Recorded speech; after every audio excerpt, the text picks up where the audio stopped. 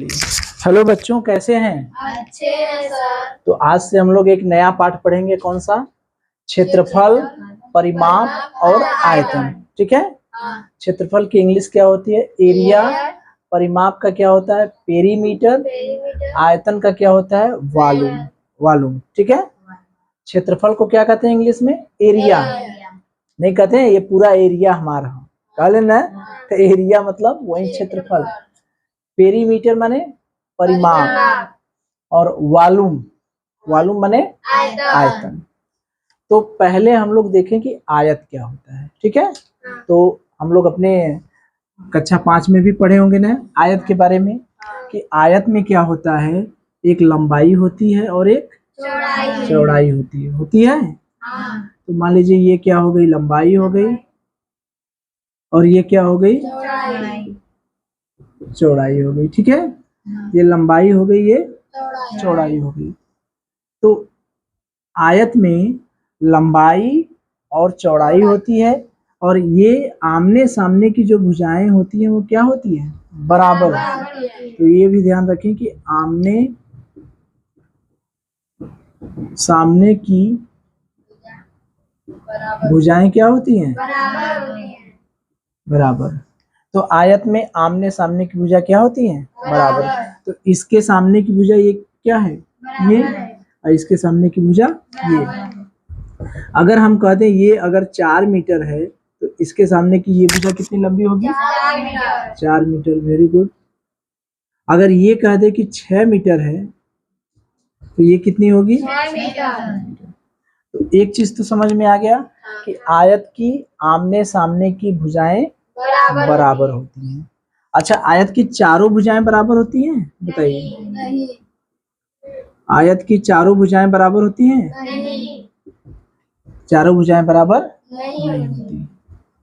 और एक चीज, आयत की ये जो भुजाएं हैं, भुजाओं के बीच 4 कोने हैं कि नहीं? एक कोना ये हो गया, एक कोना ये हो गया, एक कोना ये, एक कोना ये। तो चारों कोनों पर जो कोण बनता है वो कितना बनता है? 90 अंश का। ठीक है। तो आयत का प्रत्येक कोण कितना होता है?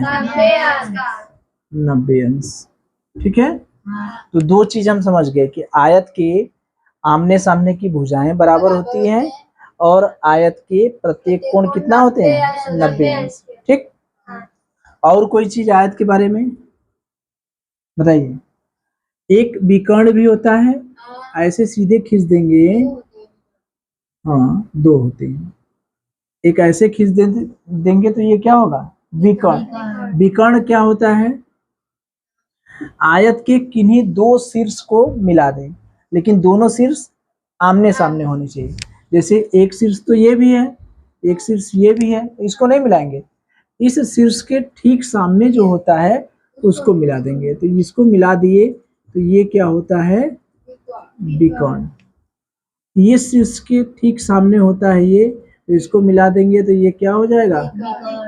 विकर्ण। ठीक है। तो आयत में कितनी होती हैं? आमने सामने की भुजाएं बराबर होती हैं। भुजाएं कितनी होती हैं? 4 भुजाएं होती हैं। विकर्ण कितने होते हैं? 2।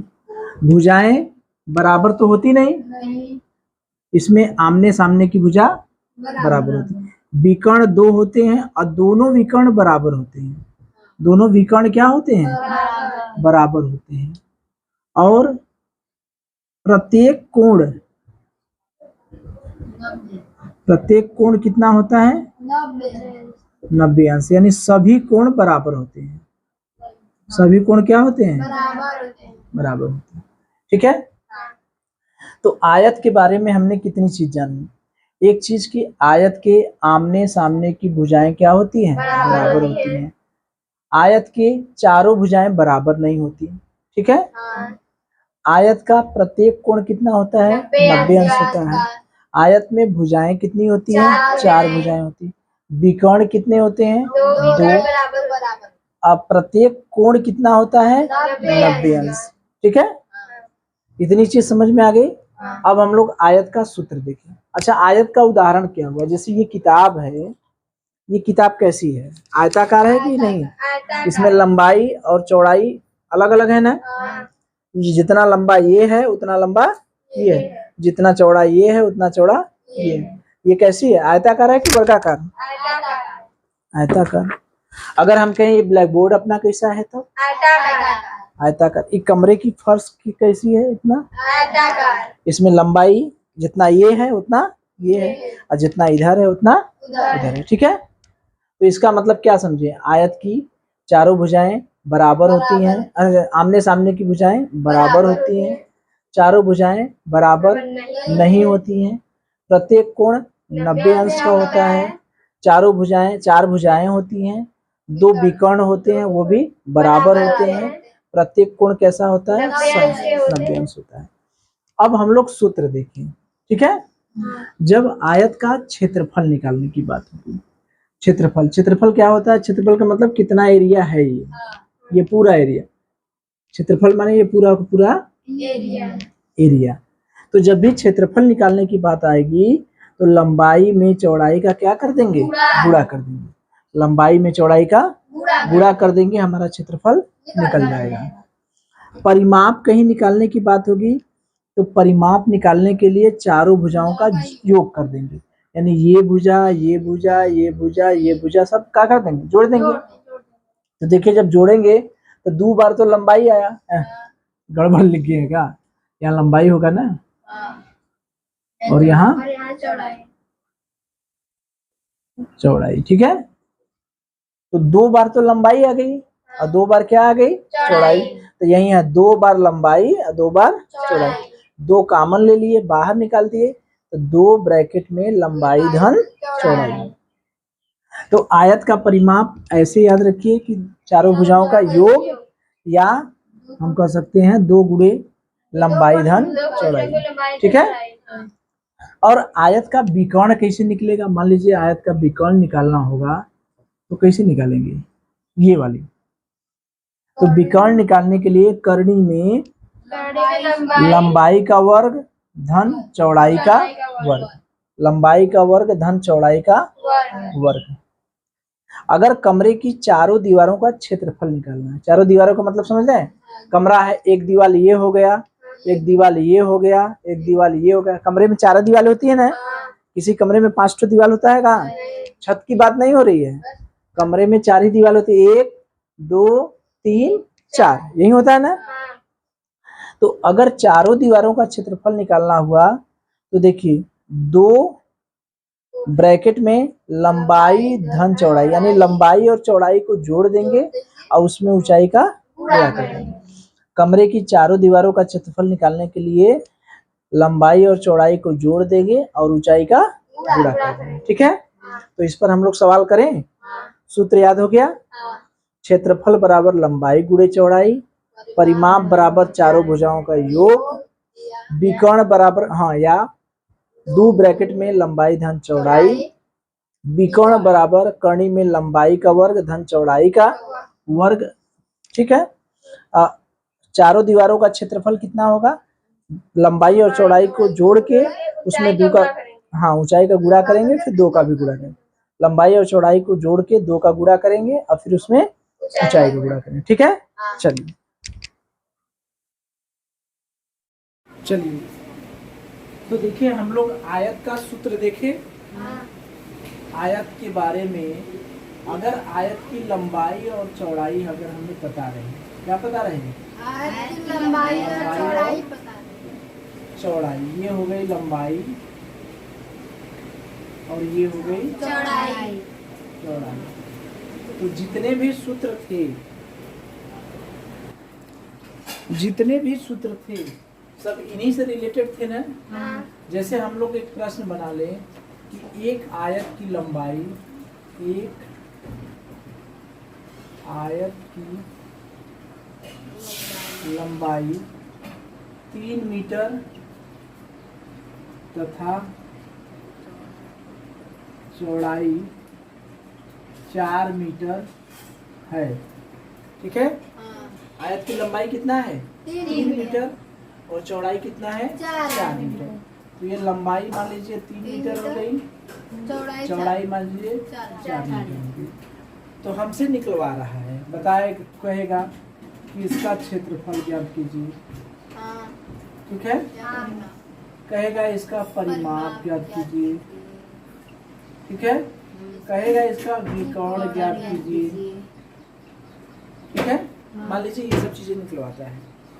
तो क्षेत्र, चलिए देखिए हम लोग एक प्रश्न करते हैं कि आयत का हमें लंबाई और चौड़ाई पता है, ठीक है। लंबाई और चौड़ाई हमें पता है, हमसे पूछेगा कि आयत का क्षेत्रफल निकालिए, परिमाप निकालिए और विकर्ण निकालिए। तो ये बताइए आयत के क्षेत्रफल का सूत्र क्या होता है? लंबाई बराबर लंबाई गुणे चौड़ाई। तो ये बताइए क्षेत्रफल में कितनी चीज है? 3 चीज है, ये ना है। लंबाई है, चौड़ाई है और क्षेत्रफल है। तो अगर लंबाई और चौड़ाई हमें पता रहेगा तो क्षेत्रफल नहीं निकालेंगे? निकाल लेंगे, बड़े आसानी से निकाल लेंगे। तो लंबाई कितना है 3, चौड़ाई कितना है 4, तो क्षेत्रफल कितना हो गया 3 गुणे 4 कितना हो गया 12। अब मात्रक देखिए, मीटर का, मीटर अगर है तो मात्रक हो जाएगा वर्ग मीटर, सेमी है तो हो जाएगा वर्ग सेमी या सेमी स्क्वायर करेंगे, ठीक है। तो यहाँ पर मात्रक क्या हो जाएगा वर्ग मीटर, ठीक है। पहला हो गया ये। अगर हमसे परिमाप निकालवा रहा है तब, तो परिमाप बराबर हम जानते हैं क्या, चारों भुजाओं का योग, चारों भुजाओं का योग। योग। चारों भुजाओं का मतलब 3, 4, ये भी 3 होगा, ये भी 4 होगा, क्योंकि इसके सामने की आमने सामने की भुजाएं क्या होगी बराबर होगी। ये 3 तो यो 3, ये 4 तो ये भी 4, 3 धन 4 धन 3 धन 4 यानी 7 दूनी 14। तो परिमाप का जो मात्रक होता है वो क्या होता है मीटर या सेमी। विकर्ण का भी मात्रक होता है मीटर या सेमी। तो यहाँ पर मीटर है तो ये क्या होगा मीटर, ठीक है। अब विकर्ण के लिए कौन सा सूत्र होता है बच्चा?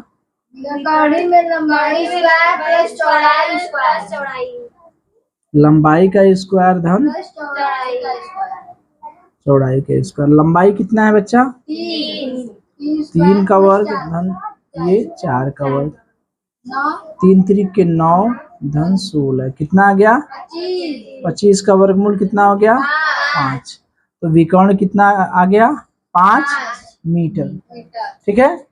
तो आयत की लंबाई और चौड़ाई दी रहेगी तो हम क्षेत्रफल भी निकाल लेंगे, परिमाप भी निकाल लेंगे और विकर्ण भी निकाल लेंगे। और सूत्र में मान रखना है, लंबाई और चौड़ाई दिया है तो क्षेत्रफल निकल जाएगा। चारों भुजाओं का योग ये 3 धन 4 धन 3 धन 4। अब विकर्ण निकालने के लिए लंबाई दिया है, चौड़ाई दिया है, दोनों का वर्ग कर दिए, उसको करनी में ले लिए। तो करनी में 25 का मान कितना होता है 5 कर लेंगे। चलिए